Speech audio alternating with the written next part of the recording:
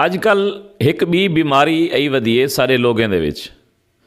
छोटी कि छोटी जी गाल थी से मैं ई घर च गयुम तो मेरी रन तलाक है, मैं तेरे नाल अलायुम तो रन तलाक है, ये चाह दे पैसे मैं ना दिते तैं च दिते तो रन तलाक है।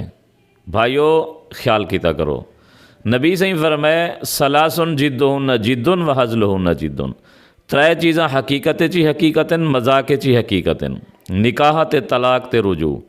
तलाक देंदे हुए भावें औरत सुने भावें नहीं सुनिया, तुहारे नाल कोई गवाह हा या कोई ना हा, भावें लिख ते दी वे स्टाम दे उत्ते, भावें कुर्रे कागज़ के उत्ते, भावें मैसेज दे उत्ते, भावें वॉइस मैसेज दे उत्ते तलाक दी वे, वो तलाक थी वैसे। एक दी वे एक थी वे सन, त्रै कट्ठे दे दिते वे त्रईए थी वे सन। ई गल नूं ख्याल किया करो, जै वेले भी तुहाडियां त्रै तलाकां थियां भावें कट्ठे ते भावें अंज, वो रन तुहाडे उत्ते हराम थी वैसे। वल बाज़ औकात कुछ लोग अर्जी नवीस किने चले वेंदन, वन ते को आदन मैं ये शनाख्ती कार्ड है, मैं सौदे की दिया वां ते तू मेरी तरफों तलाकनामा लिख छोड़।